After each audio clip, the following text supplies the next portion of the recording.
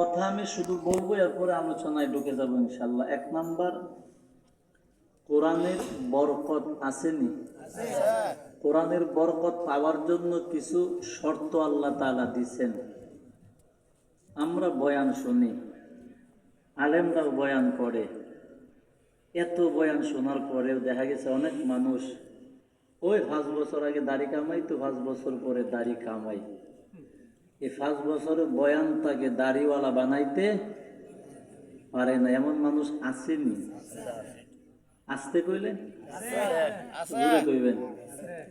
অনেক মানুষ আছে 5 বছর আগে নামাজ পড়তো না, 5 বছর বয়ান টয়ান শুনছে, এই 5 বছর বয়ান শোনার পরে ওই আগের মতোই নামাজ পড়েও না। আছে না? মানে যেই গুনাহ আগে করতো বয়ান শোনার পরে গুনাই করে। কেন জানেন? কারণ হলো কোরআনের বরকত তার কলব পর্যন্ত পৌঁছে নাই। যতদিন পর্যন্ত কোরআনের বরকত আমার দিল পর্যন্ত না পৌঁছবে ততদিন পর্যন্ত বয়ান শুনবো ঠিক, কিন্তু জীবন পরিবর্তন হবে এই আগের জীবন পরের জীবন একই থাকবে। তো কলব পর্যন্ত, কলিজা পর্যন্ত বয়ান বা কোরআনের বরকত না ঢোকার পিছনে কিছু কারণ আছে। 1 নাম্বার হলো, আমরা যখন বয়ান শোনার জন্য বসি নিয়তের ভিতরে ভেজাল থাকে। ওই একটা যাইতেছে এদিক দিয়ে মাহফিলে যাই দই নাই, এমন আছে না? না, এটা আপনার নিয়তে ভেজাল। ইন্নামাল আমালু বিন্নিয়াত, সমস্ত আমলের ফলাফল আল্লাহ তাআলা দিবে একমাত্র নিয়তের উপর নির্ভর করে। আপনি নামাজ যদি কেউ এমনি ব্যায়ামের নিয়তে পড়ে, যে এমনি নামাজ পড়লাম শরীরটা লাড়াচার হইলো, ব্যায়াম হইলো, এই নিয়তে নামাজ পড়লে কিয়ামত পর্যন্ত সব হইব নি? কেন?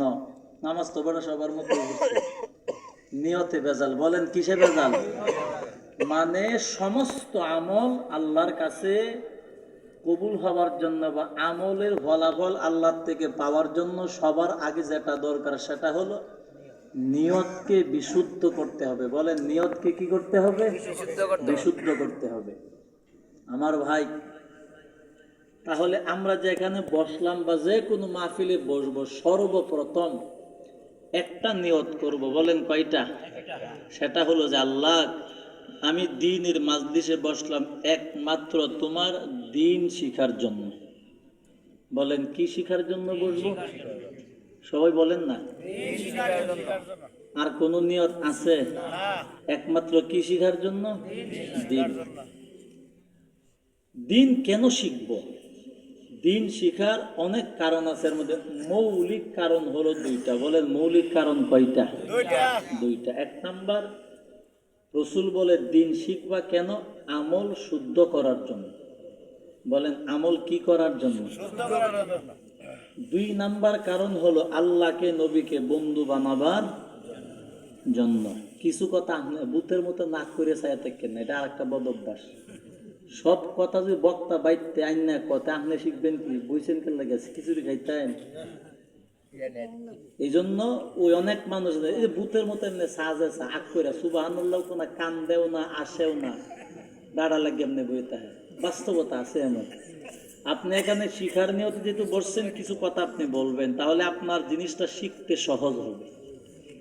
তাহলে আমরা যে কোনো মাজলিসে, যে কোনো দিনই মাহফিলে যাব কি শিখার জন্য? ঐত্য বিলালেছেন। বলেন কি শিখার জন্য? দিন। এই কথার মনে রাখবেন, দিন শিখার নিয়তে যতক্ষণ বসবেন ততক্ষণ আল্লাহ তাআলা বসাটার মধ্যে আমল দিয়া সওয়াব দিবে। আর এমনি বসছে না আই একটু বই, এমনি তো গিয়ে বইতাম যাই, একটু বইয়ে তাই সময়টা কাটলো, বইবেন ঠিক, কোরআনের বরকতও পাইবেন না, সওয়াবও আল্লাহ দিত না। নিয়ত লাগবে যে আমি যে এখানে বসলাম কেন? যে দিন শিখার জন্য। আর দিন শিখবো কেন? আমল শুদ্ধ করার জন্য। 2 নাম্বার, আল্লাহকে নবীকে বন্ধু বানাবার জন্য।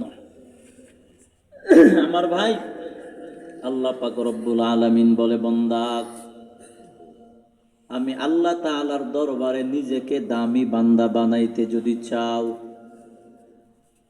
কিয়ামতের মাঠে নিজেকে জান্নাতি বান্দা বানাইতে যদি চাও, রহমতওয়ালা বান্দা যদি নিজেকে বানাইতে চাও, কিয়ামতের মাঠে ডান হাতে আমল নামা যদি পাইতে চাও, চাই কিনা?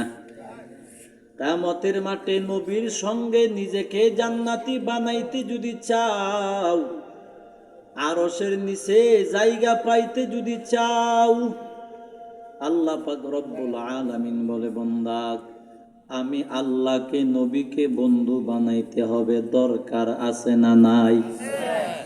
আমি আল্লাহকে নবীকে বন্ধু না বানাইয়া কবরে গেলে জান্নাতের ফায়সালা হবে না। আমি আল্লাহকে নবীকে বন্ধু না বানাইয়া জান্নাতে যাবার কোনো সুযোগ নাই, হবে না। আমি আল্লাহ তাআলাকে বন্ধু না বানাইয়া দুনিয়ার নেতাকে, এমপিকে, মন্ত্রীকে বন্ধু বানাইছো, জান্নাতে যাইতে পারবা না। আল্লাহ বলে, জান্নাতি হওয়ার জন্য আমি আল্লাহকে নবীকে বন্ধু বানাবার দরকার, বলেন আছে না নাই? তো আল্লাহ তাআলা বুঝাইতে চাই, বান্দা আমি আল্লাহ তাআলারে নবীরে কেমনে বন্ধু বানাইবা? টাকা দিয়ে আল্লাহ তাআলা বলে আমারে বন্ধু বানাইতে পারবা না, ক্ষমতা দিয়া বন্ধু বানাইতে পারবা না। ও বান্দা, পোশাকের সৌন্দর্য দিয়া বন্ধু বানাইতে পারবা না, ক্ষমতার অহংকার দিয়া, বংশ দিয়া বন্ধু বানাইতে পারবা না। আল্লাহ তাআলা বলে, আমাকে নবীকে বন্ধু বানাবার জন্য ছোট একটা জিনিস লাগবে, সেটার নাম হলো তোমার জীবনের সুন্দর আমল। জীবনের কি আমল? সুন্দর আমল। আর আমল সুন্দর কখন হবে? যখন আমলটা শুদ্ধ হবে। আমল কখন শুদ্ধ হবে? যখন আপনি দিন শিখবেন তখন, ঠিক কি না? কথা বুঝতেছেন নি? যে মানুষটার ভিতরে দিন নাই, বলেন কি নাই? দিন নাই। এই মানুষটার গরু ছাগল সমান। হাত পাও থাকলে মানুষ হয় না, হাত পাও কান এগুলি গরুরও আছে না নাই? বেশ কমুদ্দুর গরুর কানটা একটু লম্বা, আপনারটা একটু গোল। আর কোনো বেশ কম আছে? গরুর চোখটা বড়, আপনারটা একটু ছোট। গরু ঘাস কাপনে ভাত খান, গরু ঘুমা আপনিও ঘুমান, সব এক। বেশকম শুধু আমল, বলেন বেশকম কি? গরু মরলে জাহান্নামে যাইব, জান্নাতে যাইব নি? কিয়ামতের মাঠে গরু ছাগলে বিচার হইব? বিচার হবে একমাত্র জিন এবং মানুষ। আর জান্নাত জাহান্নাম দুইটা আল্লাহ বানাইছেন, বিচার হবে তোমাদের জান্নাত জাহান্নাম, তোমরাই যাইবা, হয়তো জান্নাত অথবা জাহান্নাম। কিন্তু এই কথাগুলি একটু বুঝেন, মাহফিল তো শুনেন, উলামা ইকরাম যে কথাগুলি বলে, কথাগুলি একটু দিলে মুখস্থ রাখবেন, তাহলে কাজে লাগবে। রাসূল বলে, যে মানুষটার ভিতরে দিন নাই, ওই মানুষটা রাস্তার কুকুরের চাইতেও আরো খারাপ। সে, আপনি তো বলতেছেন উনি শিল্পপতি, সালাম একটা দিচ্ছেন 14 হাত লম্বা সার কইয়া, এই সারের ভিতরে যে দিন নাই, আপনি বলতেছেন স্যার, আল্লাহ বলে তুই বলতেছ স্যার, এই মানুষটা আমার কাছে রাস্তার কুকুরের চাইতেও আরো নিকৃষ্ট। আর যে মানুষটার ভিতরে দিন আছে, বলেন কি আছে? দিন, ইসলাম, আমল, ওই মানুষটা রিকশাওয়ালা হলেও, ভিক্ষুক হলেও, আল্লাহ তাআলা বলেন দিনওয়ালা মানুষটা আল্লাহর কাছে ফেরেশতার চাইতেও আরো দামি। ফেরেশতার চাইতেও আরো দামি। আর একটা কথা বুঝেন, তাহলে প্রথম কথা, আমরা যে কোনো মাহফিলে আমরা বসবো, বলেন কি শিখার নিয়তে বসবো?